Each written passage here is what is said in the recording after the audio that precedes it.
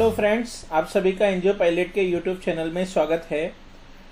हमारी अपनी ये जो एनजीओ से रिलेटेड किस तरह से आप फंडिंग पा सकते हैं उसकी हमने प्लेलिस्ट बनाई हुई है। प्लेलिस्ट के अंदर आप यहां पर जाकर एनजीओ फंडिंग की प्लेलिस्ट पर क्लिक कर आप हमारी पांचों वीडियो को देख सकते हैं, पांचों वीडियो को सुन सकते हैं। हमने डिस्क्रिप्शन में भी लिंक दिया हुआ है पांचों वीडियो का, तो यहाँ पर आप इनसे समझ सकते हैं कि आप किस तरह से एनजीओ में फंडिंग ले सकते हैं।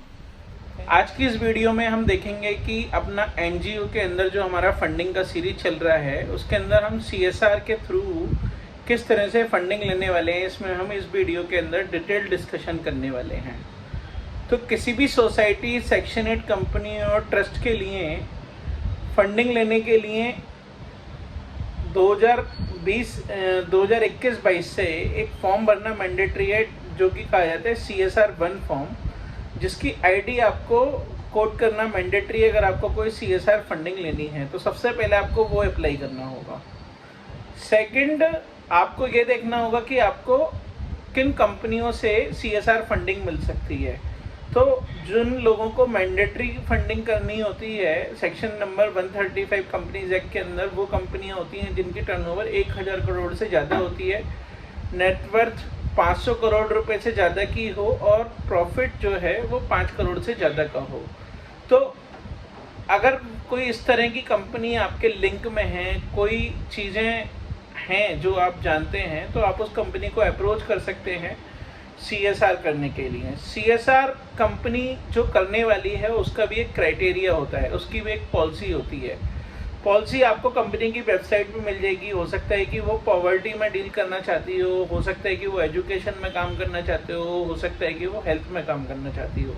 तो जिस भी तरह की उसकी एक्टिविटी रहेगी, अगर आपकी एनजीओ भी उस एक्टिविटी में काम करती है तो आप अपना प्रपोजल बनाकर उनको दे सकते हैं और फंडिंग को ग्रैब कर सकते हैं उनसे। तो ये बेसिकली CSR लेने का तरीका होता है। अब हम ये समझ लेते हैं कि हमें ये कंपनियां मिलेंगी कैसे। तो एक नेशनल पोर्टल है, नेशनल CSR। दोस्तों, ये हमारा CSR का नेशनल पोर्टल है, csr.gov.in। यहाँ पर आप डायनामिक CSR रिपोर्ट्स में जाकर तरह तरह से आप सर्च कर सकते हैं।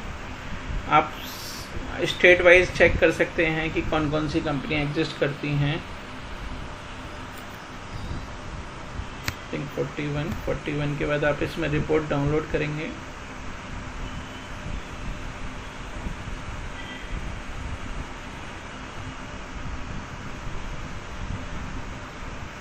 ये आपकी स्टेट वाइज रिपोर्ट निकल के आ गई, जिसके अंदर आप देख सकते हैं कि किसने कितना किस स्टेट में कितनी कंपनियां हैं जो कंट्रीब्यूट करती हैं। जैसे कि अगर आपको दिल्ली का देखना है तो 2020-21 में 839 करोड़, महाराष्ट्र आई थिंक थोड़ा ज़्यादा होगा 3426 करोड़, गुजरात भी काफ़ी होगा 1166 करोड़। तो इस तरह से आप इसमें सेक्टर वाइज, स्टेट वाइज, और आपको दिखा देता हूँ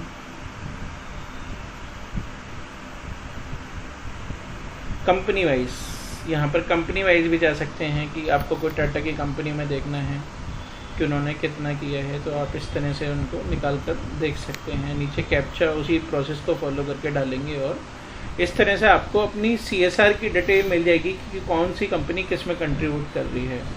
अगर आपको CSR पॉलिसी देखनी है तो जैसे कि मैं एक कंपनी खोलता हूँ BPCL, यहाँ पर जाकर आप CSR के कॉलम में जाएंगे, इधर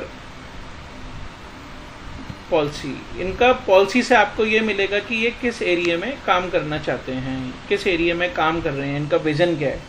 तो आपको बेसिकली अप्रोच करने से पहले अगर अपनी केस स्टडी आपने की होगी तो आपको मदद मिलेगी कि आप उनको बेहतर तरीके से अप्रोच कर पाएँ।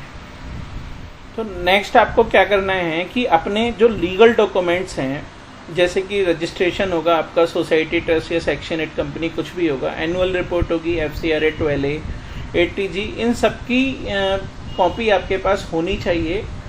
सारे पेपर आपके हैंडी पेपर होने चाहिए। नेक्स्ट है हमारा प्रोजेक्ट प्रपोजल। प्रोजेक्ट प्रपोजल में क्या क्या चीज़ें आपको करनी है। टाइटल, इसमें मैं आपको थोड़ा समझा देता हूँ। टाइटल जो कि स्पेसिफिक होना चाहिए कि आप किस चीज़ के लिए करने जा रहे हो।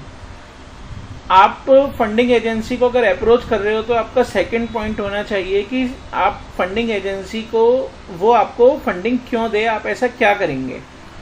तो ये होना चाहिए। Qualification of the organization, it is about the experience of the your organization कि आप क्वालिफाई हो, आप इस काम को कर सकते हो, ये थोड़ा सा आपको इसमें प्रूव करना पड़ेगा। प्रॉब्लम स्टेटमेंट, जिस चीज के लिए आप फंडिंग मांग रहे हो आप उसको डिफाइन करेंगे कि ये प्रॉब्लम्स हैं, इतना हम पॉपुलेशन को सर्व करना चाहते हैं, ये कम्युनिटी प्रॉब्लम्स हैं, स्टैटिकल एविडेंसेस वगैरह आप उनको चीज़ें देंगे, उनको समझाएंगे। अप्रोच, आप उसको किस तरह से हैंडल करने वाले हैं कि जो आपने प्रॉब्लम स्टेटमेंट दिया आप उसका सॉल्यूशन किस तरह से करने वाले हैं, वो इस पॉइंट में बताएंगे आप। अप्रोच एंड मैथोलॉजी, मैथोलॉजी में बेसिकली अप्रोच हो गया आपकी हर एक प्रॉब्लम के ऊपर ऑब्जेक्टिव, और मैथोलॉजी हो गई how to handle, how to complete such objective. तो मैथोलॉजी आप उसमें डिफाइन करेंगे। बजट, आपको कितना पैसा चाहिए, उसको किस किस चीज़ में इन्वेस्ट करने वाले हैं, किस किस चीज़ में वो पैसा लगने वाला है, वो सारा कुछ बजट में आएगा। इवैल्यूएशन, इवैल्यूएशन आपका किस तरह से आप उसको एवेल्यूएट करेंगे, कितने टाइमलाइन पर आप उसको एवेल्यूएट करके बताएंगे कि ये चीज़ें आपकी हो गई, क्योंकि जो भी आपको फंडिंग करेगा वो आपसे टाइमली रिपोर्ट भी मांगेगा और हमें इन सब से मिलेगा क्या। तो ये सारी चीज़ें आपको इसमें अपनी प्रोजेक्ट प्रपोजल की रिपोर्ट में डालना पड़ेगा। देन आपके पास जब ये सारी चीज़ें मौजूद हों तो आप उनसे एक मीटिंग फिक्स कर सकते हैं। मीटिंग फिक्स करने के बाद आप अपनी चीज़ों को समझा सकते हैं, प्रेजेंट कर सकते हैं। ये बहुत इंपॉर्टेंट रहता है कि आपकी क्वालिफिकेशन ऑफ द ऑर्गेनाइजेशन, सारे पेपर आपके पूरे होने चाहिए और आपका प्रोजेक्ट प्रपोजल कैसा है बहुत इंपॉर्टेंट पार्ट होता है। तो इसको बड़े ही ध्यान से बनाना चाहिए। तो इस वीडियो से CSR फंडिंग लेने के लिए हेल्प होगी। आप और भी डिफरेंट तरीके की जो फंडिंग ले सकते हैं एक NGO के अंदर, उनकी वीडियोस को देखना चाहते हैं तो आप हमारे चैनल को सब्सक्राइब कर सकते हैं। कोई अगर इसके संबंध में क्वेश्चन हो तो आप कमेंट कर सकते हैं। Thank you.